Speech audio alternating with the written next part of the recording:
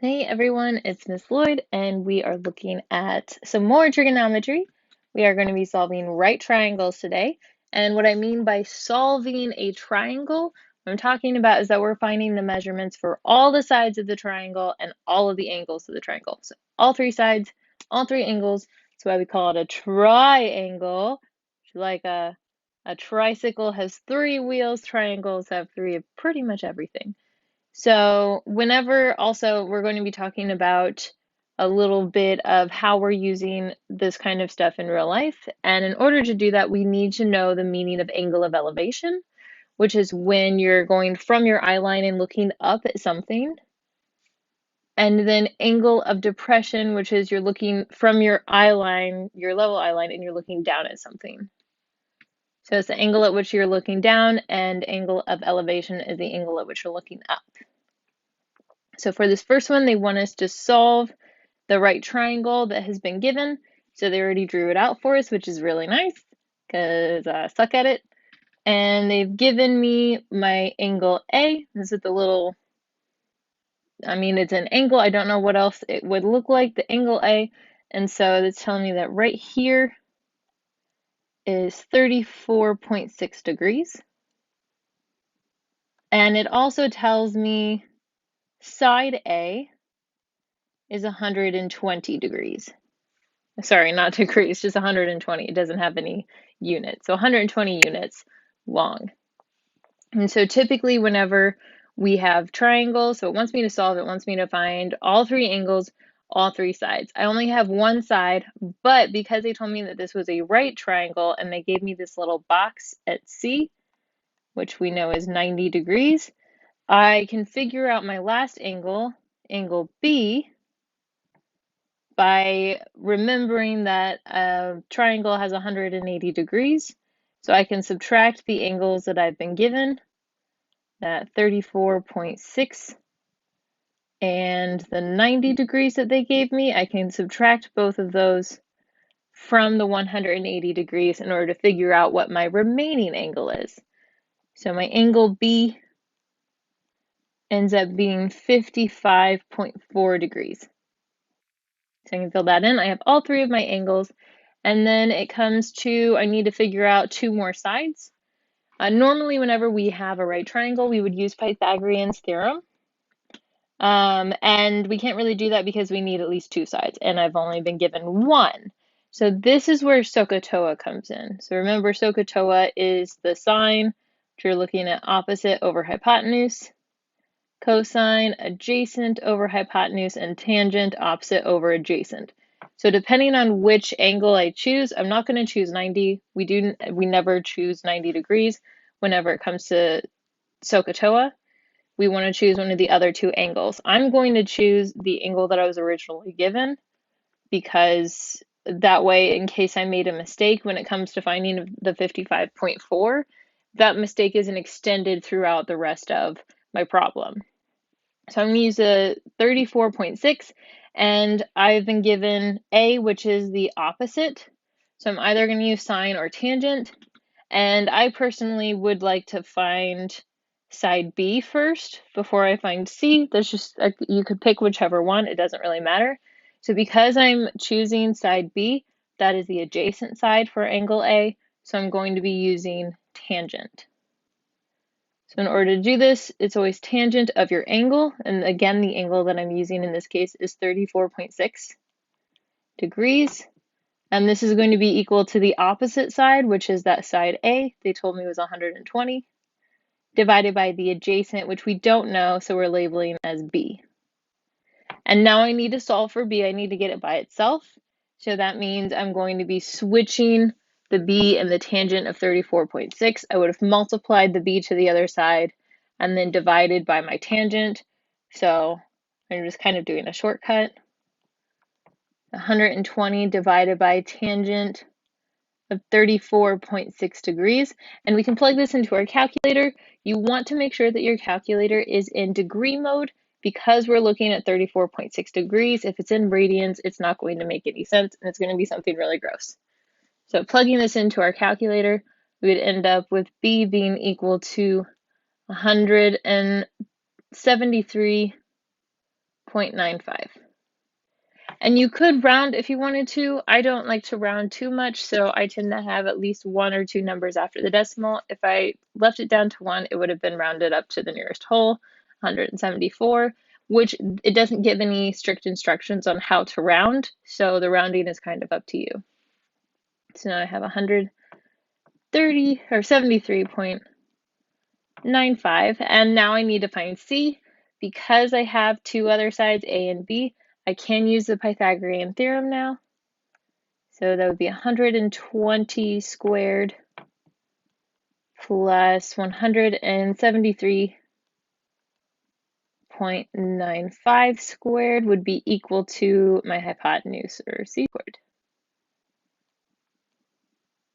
And plugging all of this in, doing the squares, adding them together, taking the square root, we would end up with C being equal to 211.33.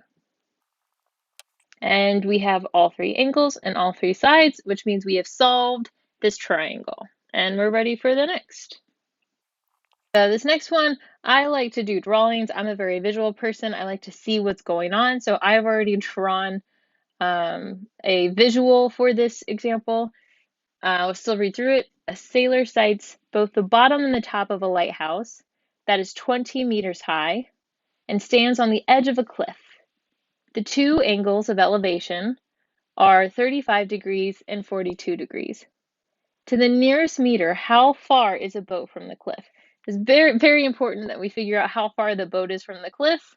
Otherwise, he could end up running into it. He needs to know how far he can go before he crashes at the bottom with a bunch of rocks and dies. I'm a very positive person right now. All right, so I'm going to go through the information that they've given me one more time. So they've told me that the lighthouse is 20 meters high. So I know from here to here is 20 meters.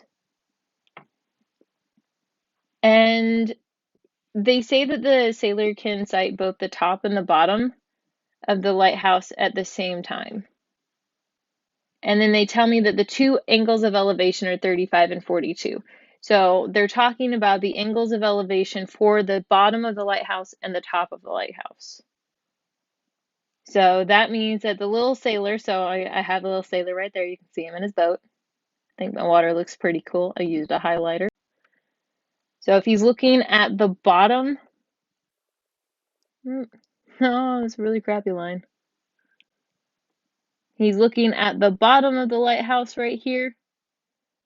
Then his angle of elevation, so the angle that is closest to him as he's looking up, that is going to be the 35 degrees. And this right here, 35 degrees. And then they told me that the angle of elevation for the top of the lighthouse, so he's looking at the top of the lighthouse. Oh, it was so much better.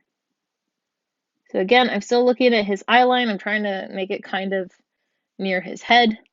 And then we would have the same here because we're looking at the same person, so his general eye line is going to be the same. This angle here, you can see it's a larger angle. That is the 42 degrees. So even if you just drew it out and you weren't sure which was the 35, which was the 42, should be a bit more obvious that the larger angle is going to be the 42. And so we want to figure out how far this guy is from the bottom of the cliff. So we want to figure out what this distance here is. And we know that they've already given us kind of part of another distance, the 20 meters, kind of as a reference for my lighthouse. And if I drop a vertical line from my lighthouse, then I can see that I have some triangles that I can work with. So then I know that I have 20 meters. That's kind of the leftover distance from my green triangle and my orange triangle. So then I'm going to label this orange part of my triangle a Y. And so because we're looking at just this one corner where our sailor is, and I'm looking at the side opposite and the side adjacent, I'm going to be using tangent to figure all of this stuff out. So tangent of my smaller angle, the 35 degrees, Again, opposite over adjacent, so my opposite side would be y, and my adjacent side would be the x, which is the distance we're trying to find in the first place. And then I also have, so here I have two variables. I know I can't solve two variables with just one equation. I need two of them.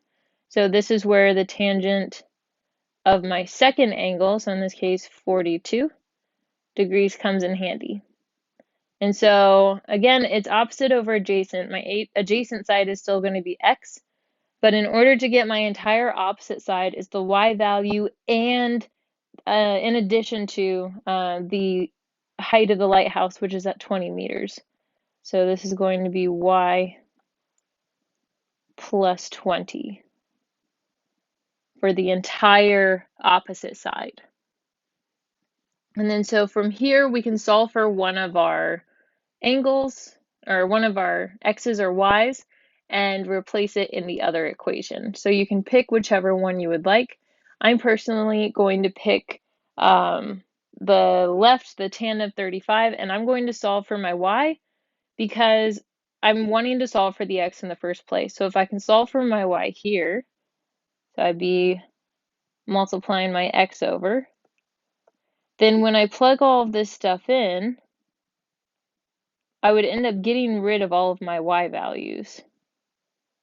So I'll be plugging this entire function into the y of my second equation. So a system of equations using substitution. And then this way I have all x's because that's the variable that I want to know. I really don't care what y is. I don't care how tall the cliff is. I just want to know how far away I am from it. This will help me just figure out what I need to know, and I don't have to backtrack and plug things in later on.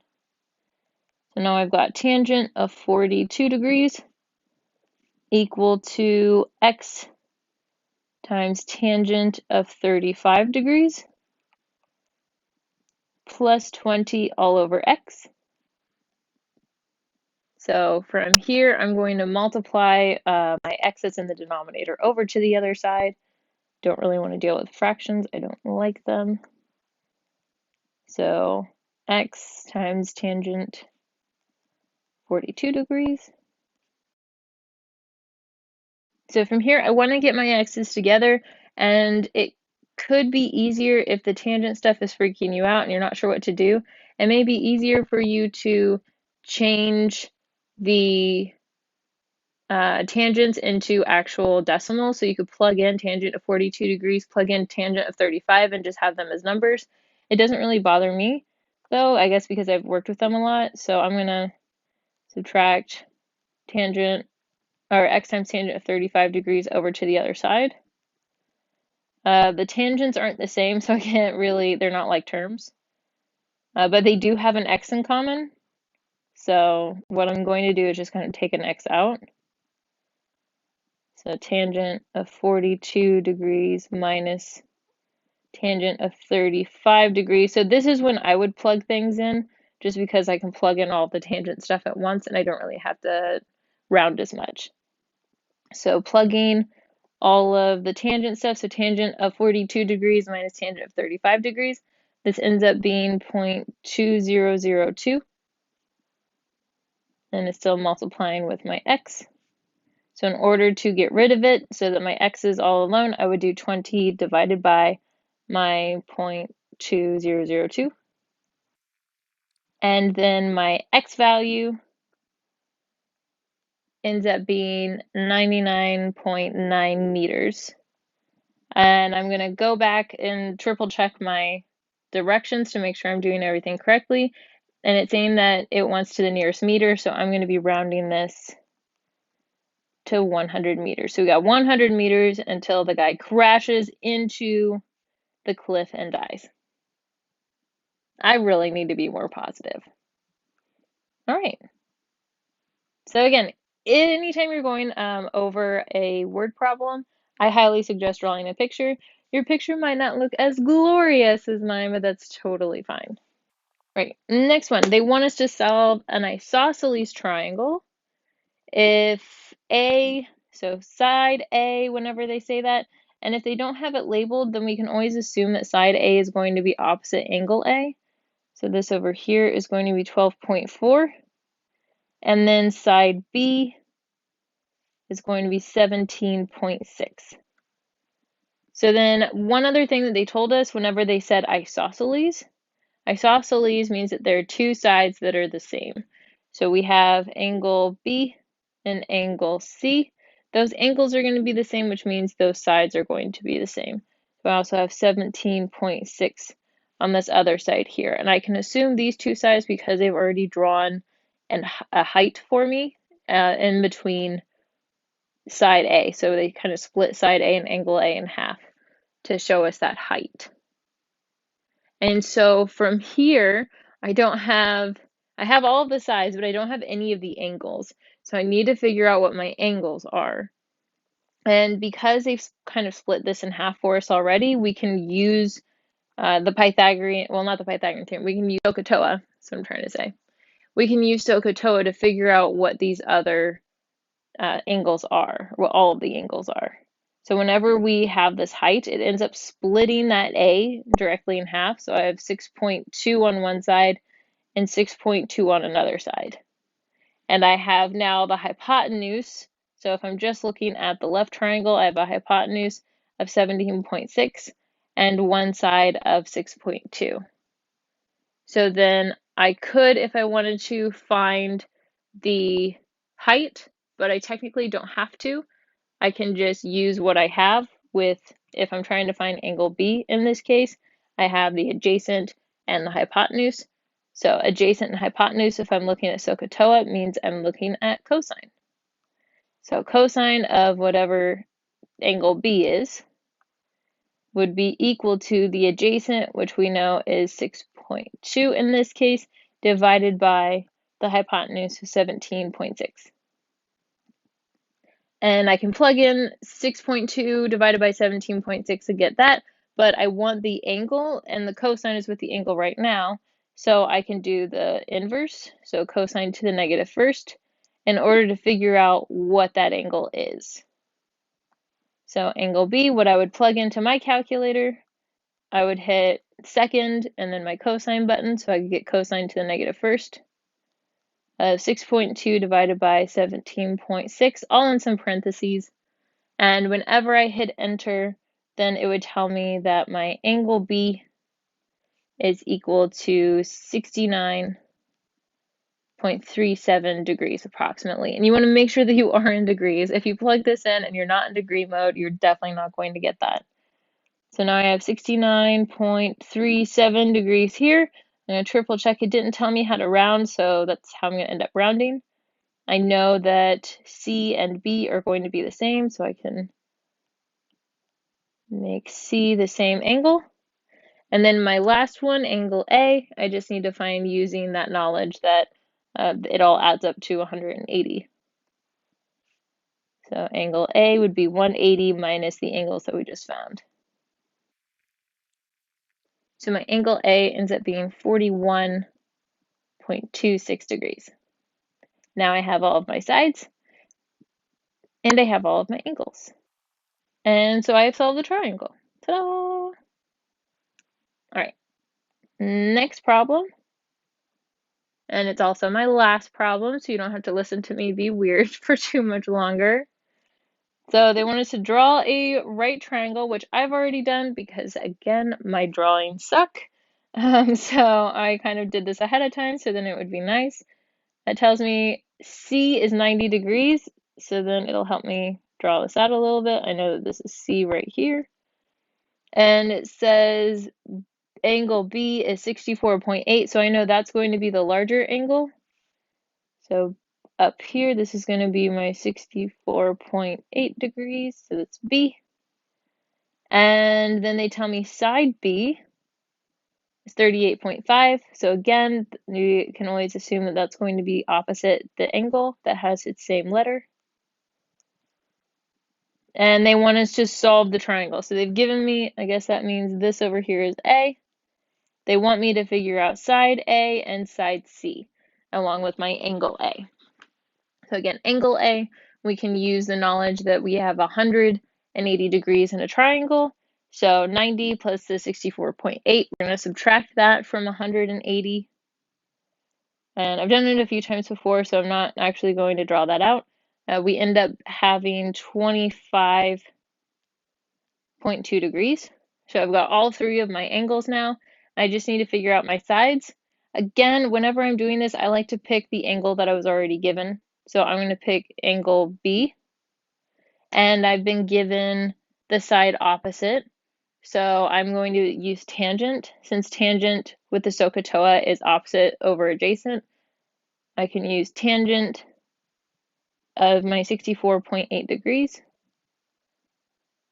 And I'm going to set that equal to the side opposite, which they gave me, which is 38.5. And it's going to be divided by the adjacent, which is A. So I'm trying to figure out A here. Again, when I'm solving this, I can just switch the A and the tangent. So then my A is going to be equal to tangent of 64.8 degrees, which should be underneath 38.5. Sorry about that. And so in my calculator, I can plug all that in. 38.5 divided by tangent of 64.8 degrees. Again, you want to make sure you're in degree mode. I can't say that enough. Most of the times when my kids get this wrong, I know it's because they're in radians, and it makes me really sad that they end up missing points for overlooking something like that. And so when we hit solve or enter, we end up with A being equal to 18.12.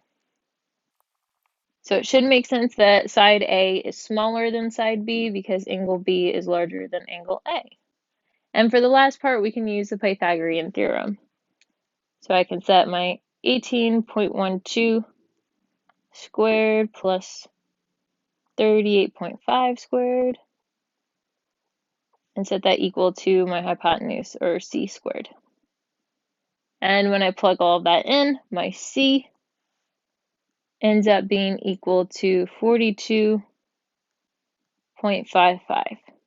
And again, that should make sense because it should be the largest side. So whenever you're doing these, you don't just want to take the word for whatever your calculator is doing. Sometimes you may click a wrong button and not really notice it or not realize it. So paying attention to, okay, the largest side should be across from the largest angle, smallest side, smallest angle, etc. That should make sense whenever you plug all this stuff in and you solve your triangles. All right, so that is all that I have for you guys today. My students can find their practice assignments in the LMS page. Whether you are my student or not, please like, share, and subscribe. Especially share in a time like this. If you know someone who is struggling with something like this, please, please, please share, send them a link, spread the love.